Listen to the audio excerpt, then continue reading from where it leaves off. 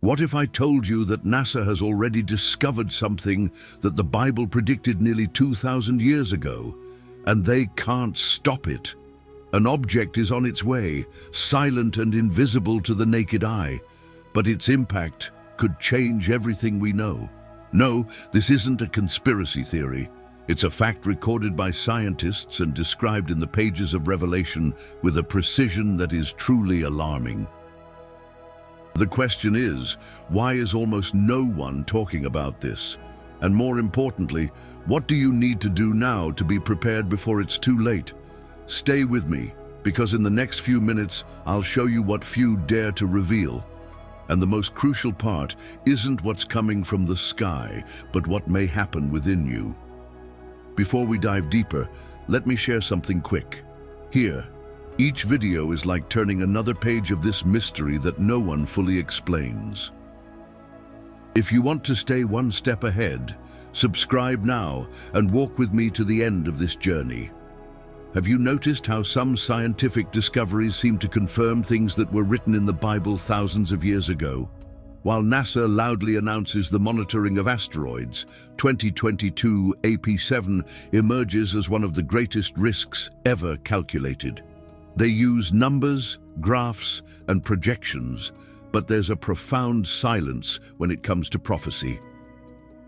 Revelation 8 spoke of a great star burning long before the word astronomy even existed. It's as if science is chasing something that God had already revealed. And the question is, are we ready to hear what prophecy is saying? Imagine John on the island of Patmos, isolated, without telescopes or computers, describing something that today NASA confirms as a real threat. It's almost impossible not to see the connection. A great star fell from heaven, burning like a torch. Revelation 8:10. Was God merely describing spiritual phenomena, or were there also physical implications? This is the depth of Christianity, not separating the spiritual from what affects the material world.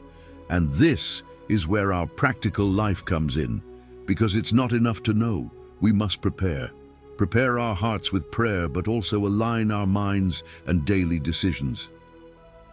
Looking at today's world, we see people focused on making money, seeking investments, finding extra income, and even learning new ways to earn money online. And all of that is valid.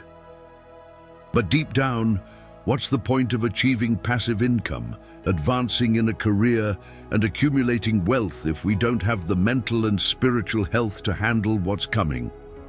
Jesus said in Matthew 16:26, "What will it profit a man if he gains the whole world but loses his soul?" It's a reminder that even our productivity and personal development need to align with God. Think of scientific warnings as yellow traffic lights. They don't stop the car, but they alert us to danger. NASA monitors asteroids, but they cannot divert a judgment that God has determined. This is where the importance of divine connection comes in, because while they seek technological solutions, we have access to the Creator who controls all orbits. The Holy Spirit guides us, even in times of uncertainty. This reminds us that prayer and fasting aren't just religious rituals, but tools to maintain focus, calm, and discernment. Interestingly, what we see today is a repetition of ancient patterns. Noah also had information that seemed ridiculous to his generation. He invested time and resources in the ark, while others were busy building their earthly empires. The difference is that he listened to God's voice and acted in faith. This prompts us to reflect.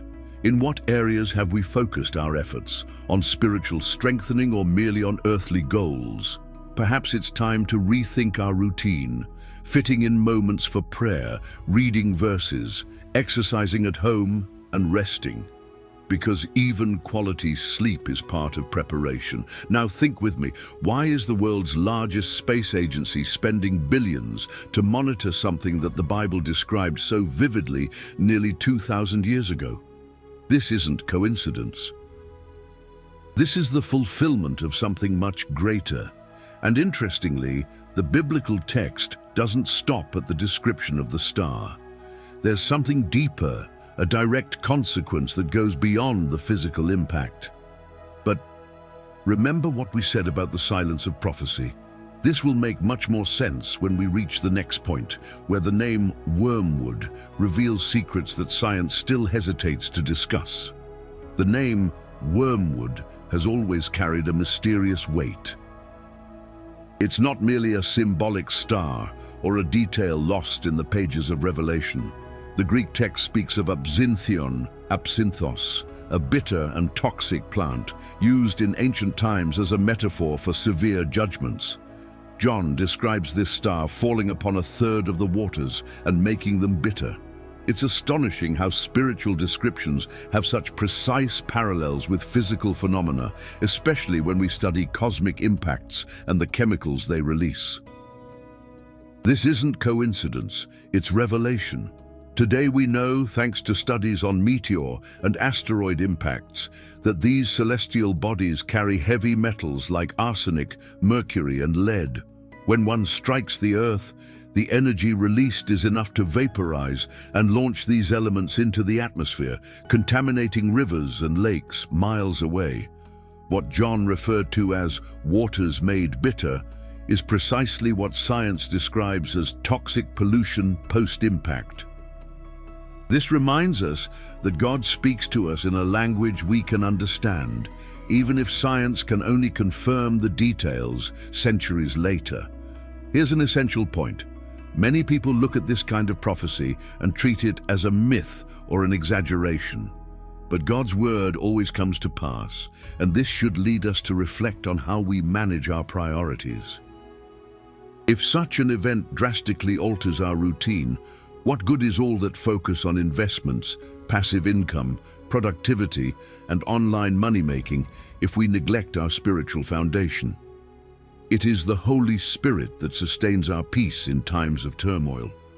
Some say wormwood is just a symbol, others believe it's a comet, and some even interpret it as radiation or consequences of war. Whatever the exact interpretation, the central point remains the same.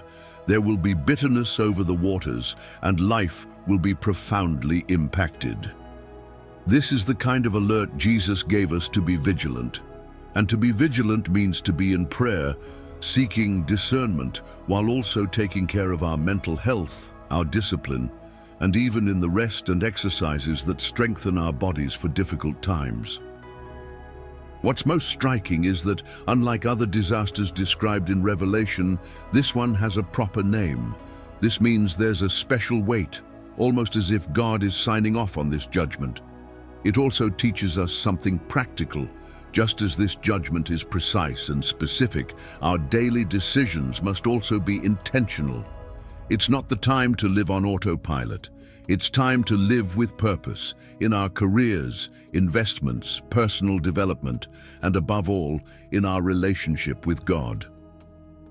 Interestingly, this isn't the first time the Bible connects bitterness and contaminated waters. Remember when we talked about the silence of prophecy? That silence begins to break here. But what's coming is even more impressive. Because when we look at a specific historical event that carried the same name, and which many believe to be the fulfillment of this prophecy, we will understand that wormwood is more than just a name. It's a warning. And this warning will lead us directly to the next point. In 1986, the world watched in shock as the Chernobyl nuclear plant in Ukraine exploded. Thousands were evacuated, rivers and lakes were contaminated, and the impact on people's physical and mental health was devastating. But one detail caught the attention of biblical scholars. Chernobyl means wormwood in Ukrainian, the same name used in Revelation for the star that would make the waters bitter. Many believed the prophecy had been fulfilled at that moment. And while the effects were deadly and significant, the scale of Revelation indicates something even greater, a global event, not a local one. This connection sparked intense debates within Christianity.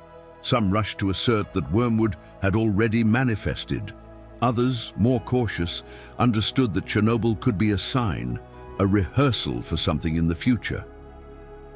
This is an interesting characteristic of how God operates. He provides previews, warnings that invite us to vigilance. And here we enter a profound point. How have we used these warnings? Merely as prophetic curiosity, or as a spur for prayer, fasting, and life change? The comparison to Chernobyl also offers a practical lesson. When radiation spread, there was no quick way to clean it up. Families lost everything. This reminds us that, spiritually, contamination is also silent and persistent.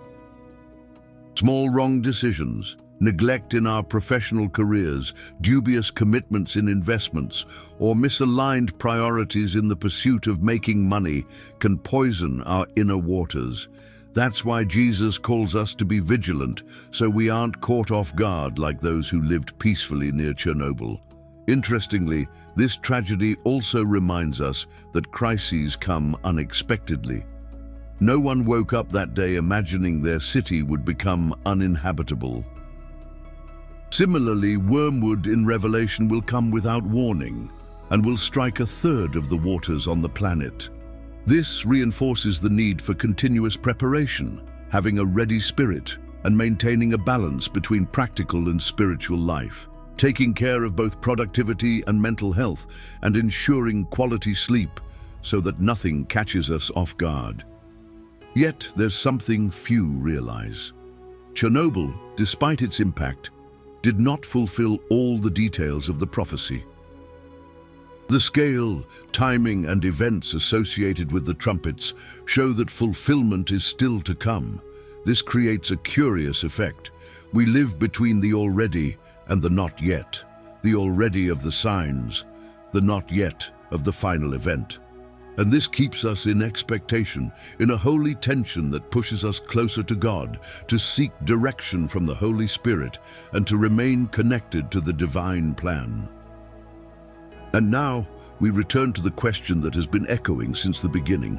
Why would God give us a sign with the same name as Chernobyl if the final event hasn't happened yet? Is it merely coincidence, or is it God's way of preparing those who have ears to hear? Because as we move to the next point, we'll see that wormwood is not just an isolated event, but part of a strategic sequence of judgments that God has revealed. Understanding this sequence completely alters how we perceive what's to come. Among the 7 trumpets described in Revelation, there's something intriguing. Most judgments are unnamed. The first and second trumpets speak of catastrophic events, but without a specific identity. The third trumpet, where wormwood appears, is different.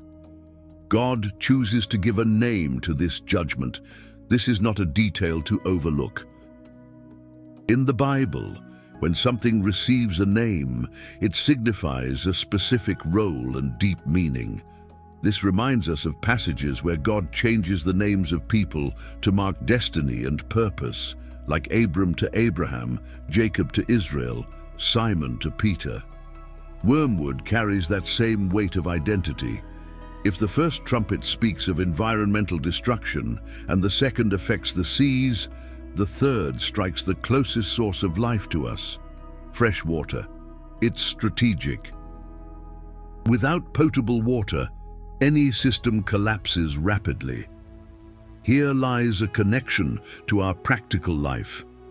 How many times have we allowed the waters of our inner selves, our thoughts, our mental health, our productivity, to be contaminated by distractions and wrong decisions?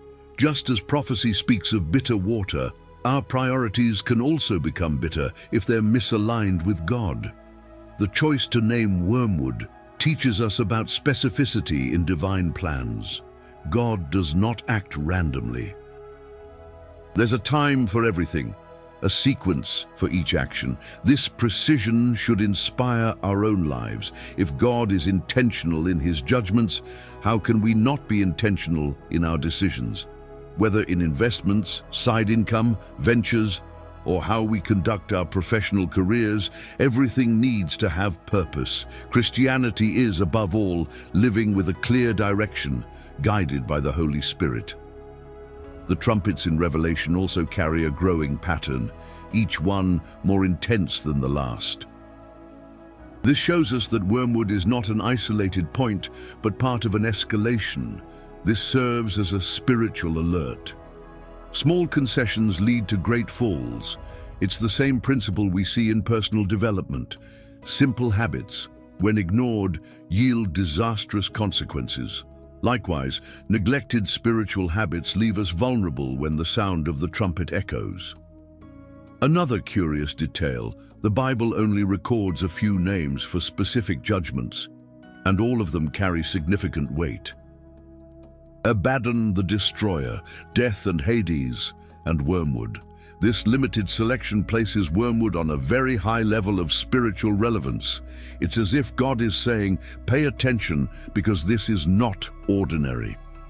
This emphasis reinforces our need for constant vigilance, prayer, fasting, and discernment, just as Noah had when preparing the ark before the storm. Now, if the choice of name is already a warning, understanding the sequence of the trumpets brings an even greater revelation. Because wormwood does not appear randomly, it's part of a prophetic pattern that has occurred before, on a smaller scale, and will happen again. And this pattern was revealed since the days of Egypt. Remember what we discussed about silence and partial signs? This is the moment when everything begins to connect, and this leads us directly to the next point. In ancient Egypt, God showed that his judgments were not random. When he sent the 10 plagues, the first was not just any plague, it was against the water, the foundation of all life in the Nile. In Exodus 7:20-21, Moses strikes the river, and it turns to blood.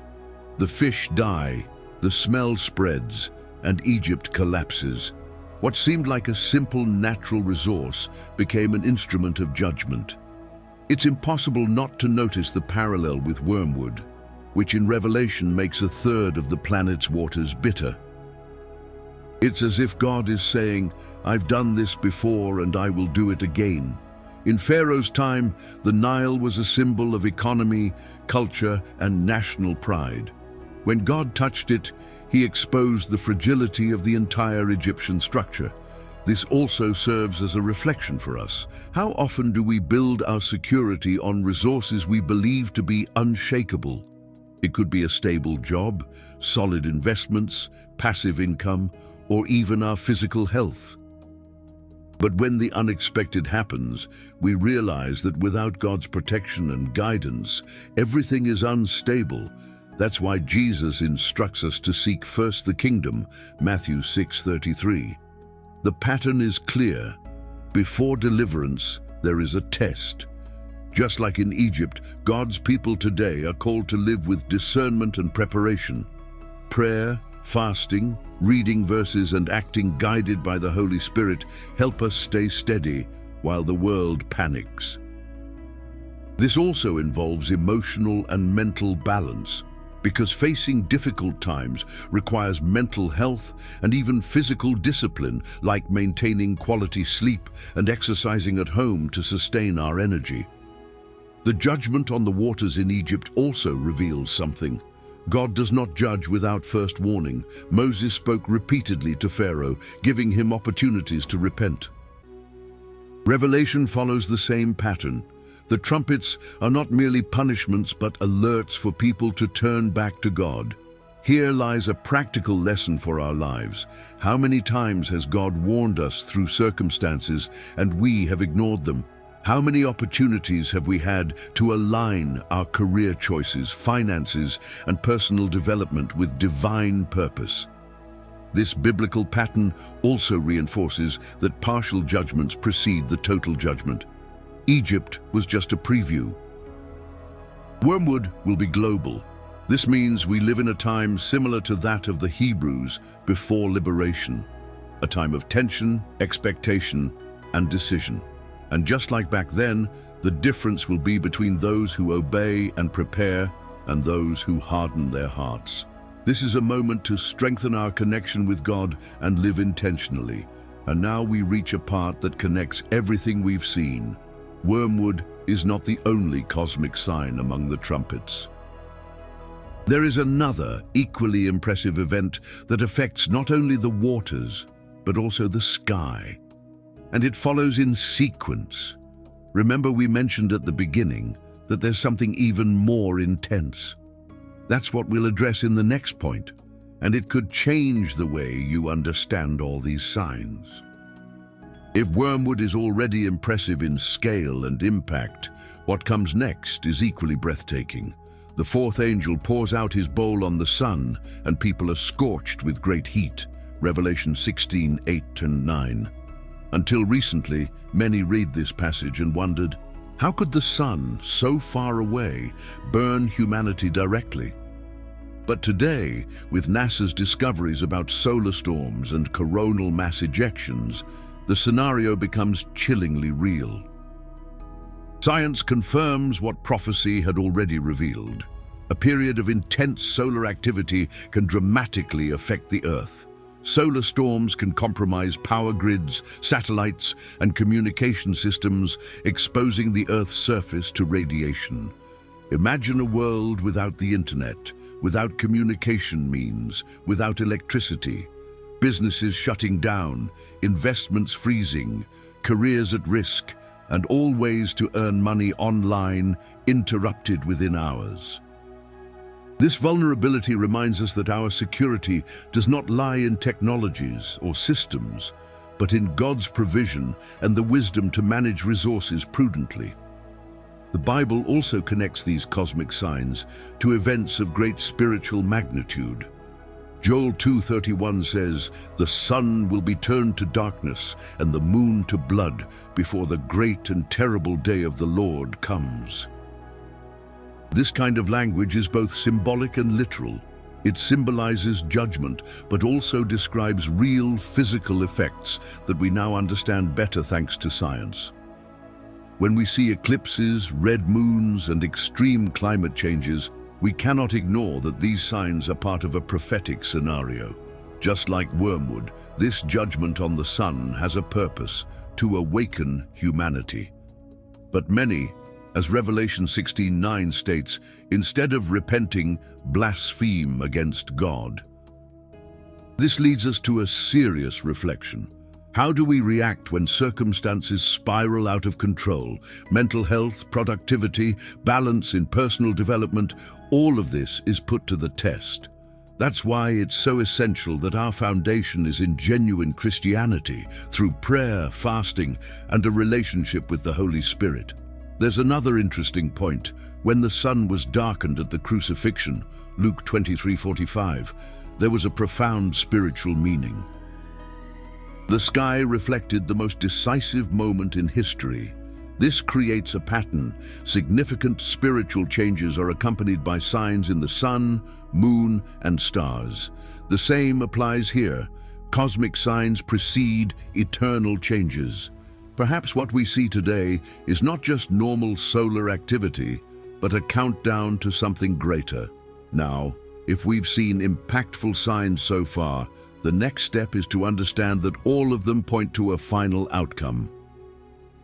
And this outcome involves not only physical changes, but the complete transformation of creation. Remember, we mentioned that this doesn't end with impacts. Well, as we move to the next point, we'll see that the heavens and the earth are not just in danger, they are marked for passing.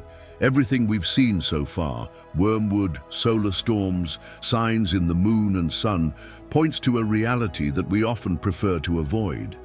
This world has an expiration date. The word is clear.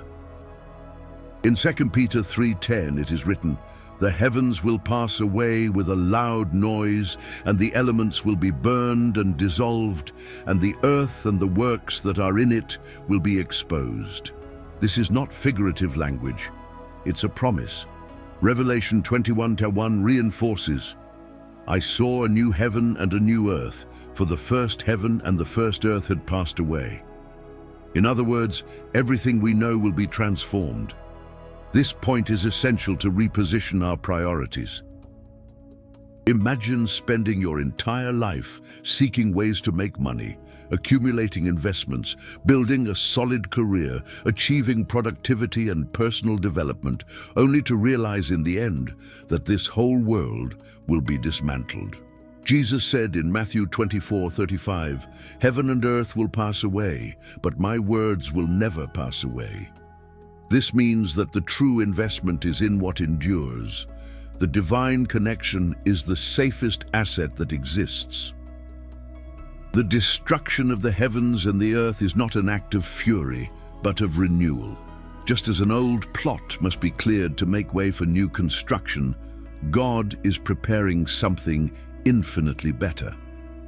Revelation 21 describes a new reality, without pain, without death, without tears. This shifts our perspective. We are not losing something. We are being led to something superior. And this should generate hope within us, not fear. It's like waiting for a new house while still living in one that's falling apart. However, this transition also demands preparation. The Bible speaks of being alert, of watching. And watching involves aligning our lives now. It's time to adjust how we manage time, how we balance mental health, how we use our financial resources. Prayer, fasting, and reading verses keep us aligned with the eternal plan while we continue living and working in this world that will pass.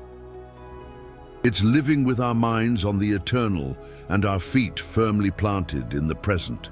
This certainty also brings us comfort in the face of crises. When investments drop, when extra income diminishes, when productivity isn't at its peak, we remember none of this is permanent. What is permanent is God's presence and the promise that we will be with Him. This frees us from despair and gives us wisdom to navigate life's ups and downs without losing balance. At the same time, this promise leads us to an inevitable question. If all of this will pass, how should we live today? What changes in our career choices, in our relationships, in how we care for our spiritual lives? Because the next point brings the definitive answer to this question. And it's not theoretical, it's a personal, direct invitation that closes the entire cycle we started at the beginning. Everything we've studied so far, wormwood, cosmic signs, trumpets, and the certainty of a world that will pass, leads us to a decisive point, the personal call. Revelation 3:20 presents the scene of Jesus saying, "Behold, I stand at the door and knock. If anyone hears my voice and opens the door, I will come into him and dine with him, and he with me." This is not about institutional religion. It's about a direct relationship. This is where everything connects. Science may monitor signs, theology may explain texts, but only Jesus can save the soul. This invitation is not only spiritual, it's also practical. It means realigning priorities. Many people spend their lives seeking to make money, achieve passive income, expand investments, and grow in their careers. But without a connection to God, all these gains become vulnerable to emptiness and instability. True Christianity teaches us to use the resources we have wisely and eternally, managing time, talent, and treasure with purpose. The Holy Spirit guides us in this process of transformation. He works in our daily decisions, from how we handle our mental health to how we plan our projects and maintain our productivity. He reminds us that spiritual discipline and practical discipline go hand in hand. Just as a good investor protects their assets, a disciple protects their heart. This includes constant prayer, moments of fasting, and studying the Word to maintain focus. This call is also an act of protection. In Revelation 7, before the severest judgments occur, God seals His servants. It's like a guarantee that even in the midst of chaos, He cares for those who follow Him. This brings us security. Even if wormwood falls, even if the heavens shake, God's seal remains. This is the true spiritual passive income, the eternal security that pays off forever. But there's one detail. Jesus' invitation has a deadline. Revelation 22:17 states, "The Spirit and the bride say, 'Come,' and let the one who hears say, 'Come.' And let the one who is thirsty come. Let the one who wishes take the water of life without cost." The water of wormwood is bitter, but the water of Christ is alive and free. This is the exchange, moving from contamination to abundant life. And this requires a decision now, not later. And so, we reach the moment when everything closes. Remember when we talked at the beginning about the silence of prophecy and what had yet to be revealed? Well, this is where that silence is broken. Everything that seemed distant, technical, or symbolic gains personal meaning. The question now is, will we ignore it or will we respond? Because the next decision could be the most important of your entire life. Today, we have seen that wormwood is not just a distant metaphor, it's a sign, confirmed by prophecy and even observed by science, pointing to an inevitable future. At the beginning, I said that the most important aspect was not what was coming from the sky, but what could happen within you, and now you know why. If this message has touched your heart, like this video, subscribe to the channel and turn on notifications. This way, you'll always be updated on each revelation that could change the course of your life. Now, I want to know who stayed with me until the end. Let's make a deal. Comment below one of these secret words: wormwood, trumpet, or prepared. I want to see who is truly part of this journey and is attentive to the signs. And hold on to this. The next video brings a prophetic sign that is happening now, right before our eyes, and almost no one is noticing. Don't miss it. Click on the end screen and continue with me on this sequence, because what comes next could be even more revealing. Are you ready to see?